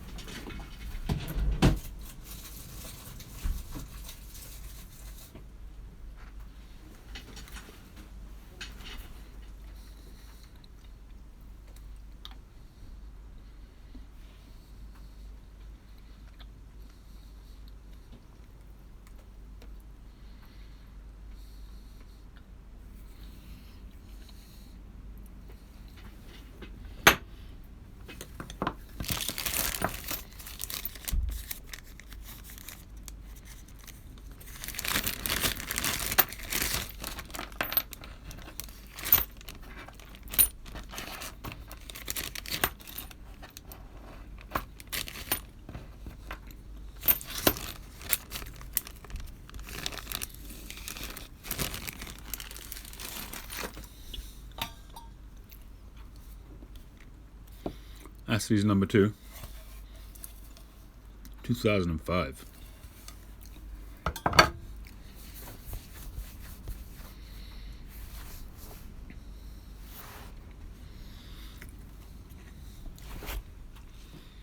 Shame I'm not monetized, eh?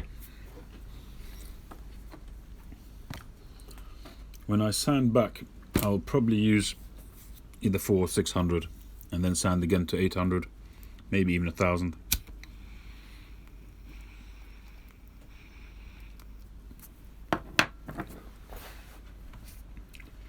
And then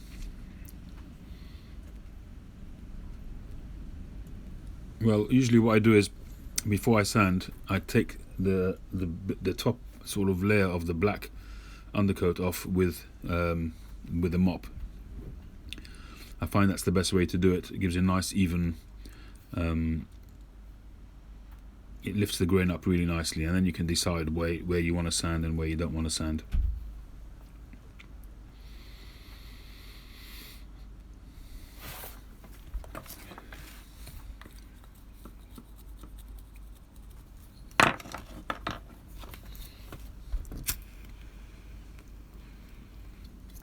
Chad, you feeling better?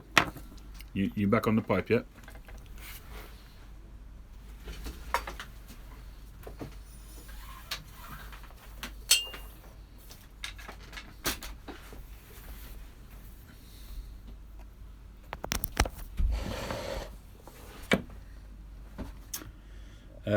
Besides for the jaws in my chuck, everything is bought here in the UK. Well, no, the materials, a lot of it comes from Germany, but I'm saying tool-wise, it's all bought here. Sandpaper's all bought here, mostly from Axminster. The discs I bought on eBay, I think, the sanding discs. I think I bought them in packs of 50, and I think I bought maybe 200 or 300 discs, because I was buying them like 10 at a time or 20 at a time, and I was just running out, and I thought, blow it. And I just bought a bunch of them, and I've got a whole sack of it, and I just don't worry about it.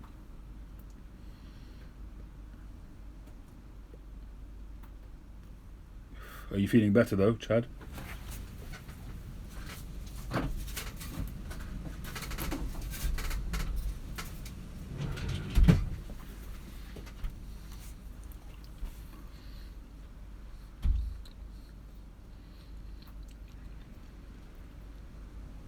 All the best, Daniel. Keep well. Give your mum a hug from us.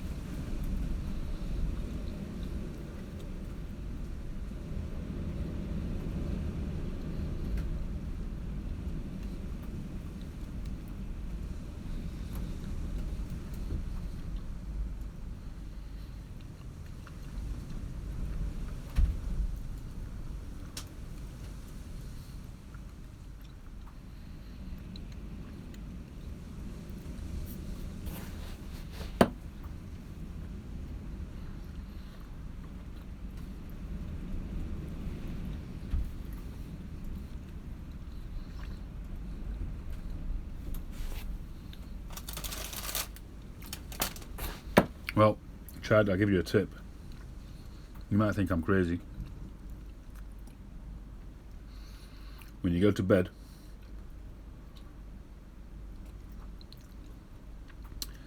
and when your son goes to bed, wear a thick pair of socks. Don't ask me why, but whenever I feel I'm getting a cold, anything like that, that's what I do. I read it somewhere.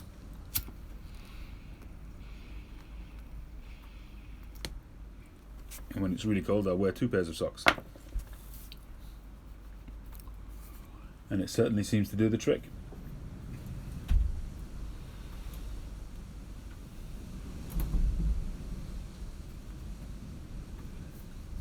That and vitamin C drinks. Plenty of water, plenty of liquids. And as much sleep as possible.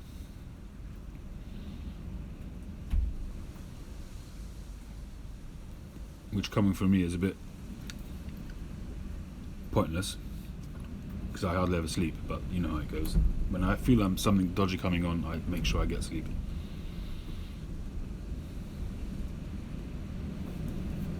You wouldn't sleep? Why? The socks would bother you?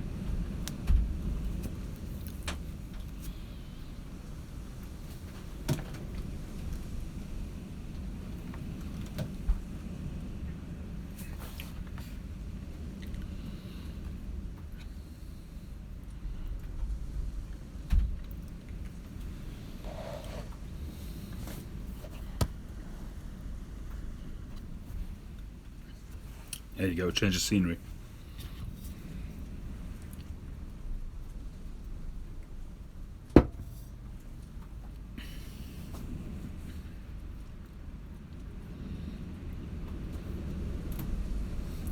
Actually, I've heard about the half an onion. I have heard that.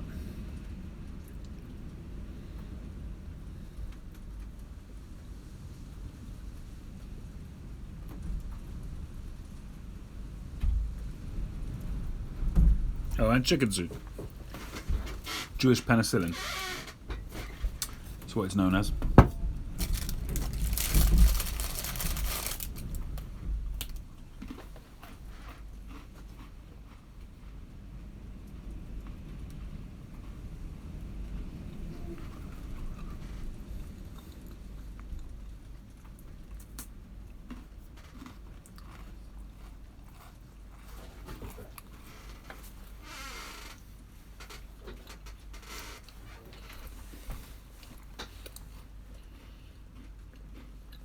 That's a ball. Nice.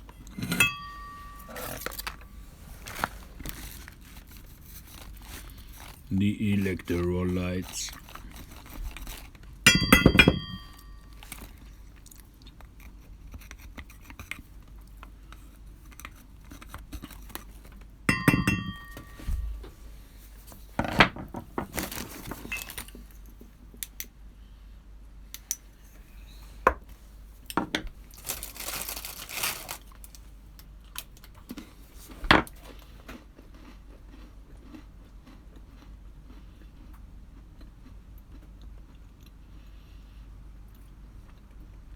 Mustard, garlic and onion. That's enough to keep the devil away.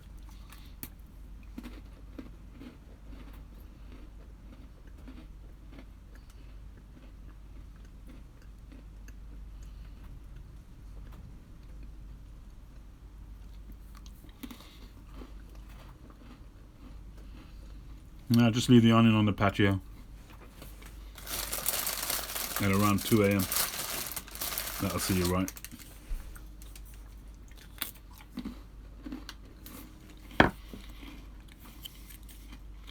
When you're desperate, eat anything, eh? Got some lovely roast chicken in the kitchen, leftover supper. I was going to make myself a nice chicken sandwich, but it's a bit late now to do that at 1:30 in the morning.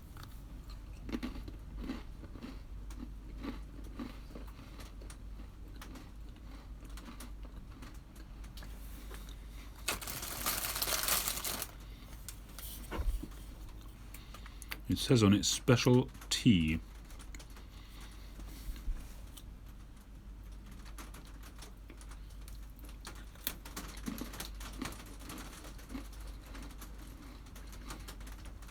Casey smokes. Just winding down after a long day.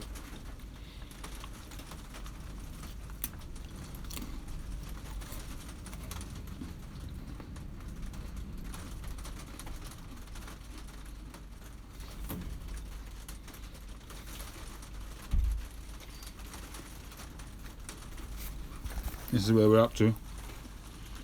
Got the undercoat on. Bent the stem.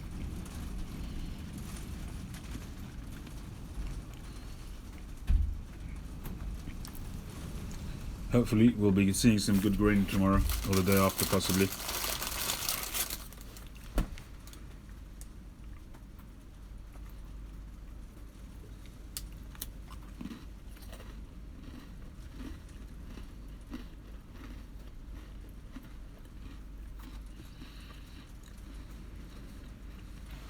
They're not particularly sweet. They are a little bit sweet. They're alright. They're plain. They're for dunking in your tea. Except they go really soft really quickly, so if you're not quick, you lose your biscuit.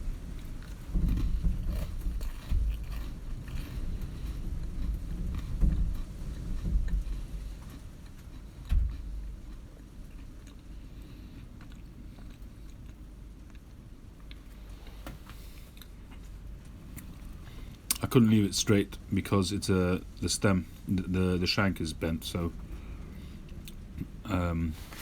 you'll just have a straight line up there, which would be weird. So it had to be bent.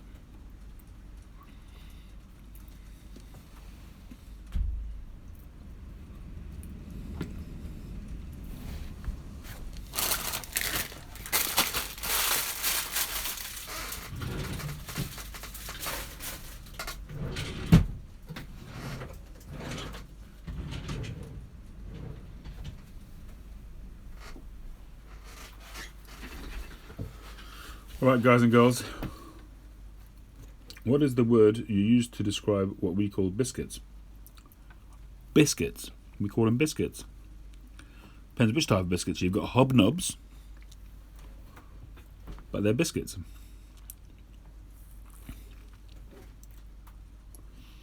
No, they're not buns. You're still there, Mike, listening in the background, lurking, waiting for some action. Or are you cooking there in the background?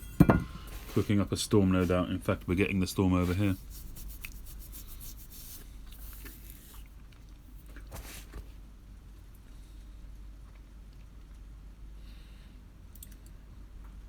Cookies. That's in America, not here.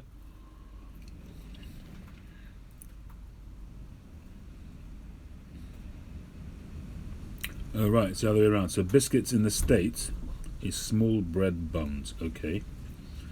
And biscuits here are known as cookies in the States, okay.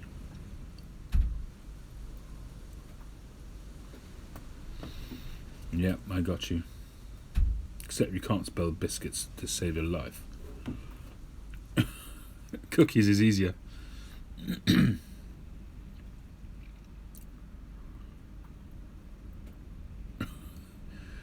I'm just looking at how many different spellings you've got there. 1, 2.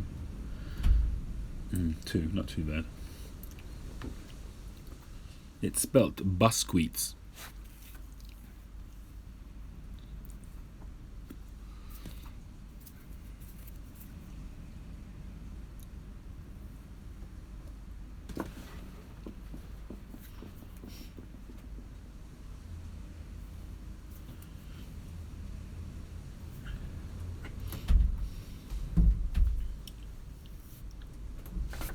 Housebound, oh well. I see what you're saying about the 320. It's the way the stem is sort of bent there. That's quite 320-ish, 20-esque. The shape overall, it's a little bit shorter than I would have liked.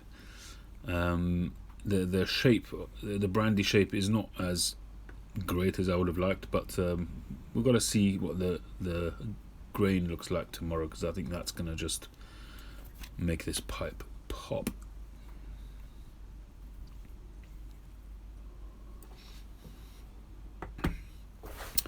Well, it's nearly 25 to 2 in the morning.